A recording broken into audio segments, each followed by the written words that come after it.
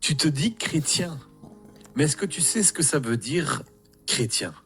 À l'origine, le mot chrétien n'était pas un titre honorifique, c'était un surnom donné par les habitants d'Antioche. Ils appelaient ainsi les disciples de Jésus parce qu'ils vivaient, parlaient, aimaient et agissaient comme lui. Ils ne se contentaient pas de croire en Christ, ils ressemblaient à Christ. Et c'est pour ça que chrétien veut dire littéralement petit Christ. Mais aujourd'hui, beaucoup se disent chrétiens sans être prêts à vivre comme Christ. On veut porter son nom sans porter sa nature. On veut partager sa gloire sans partager sa croix. Et pourtant, la vie de Christ, c'était quoi?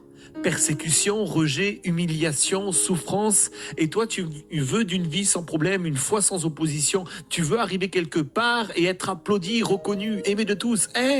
Ça n'existe pas. Jésus lui-même a dit, ne t'étonne pas si le monde te hait, car il m'a haï avant toi.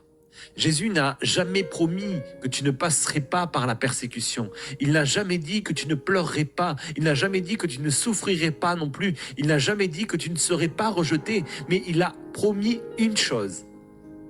Je serai avec toi. C'est ça être chrétien. Ce n'est pas éviter la croix, mais c'est la porter avec foi. Ce n'est pas marcher dans la facilité, c'est marcher avec la présence.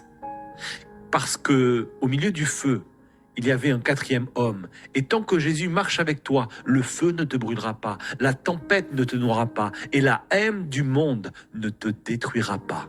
Être chrétien, ce n'est pas être applaudi, mais c'est être approuvé par Dieu.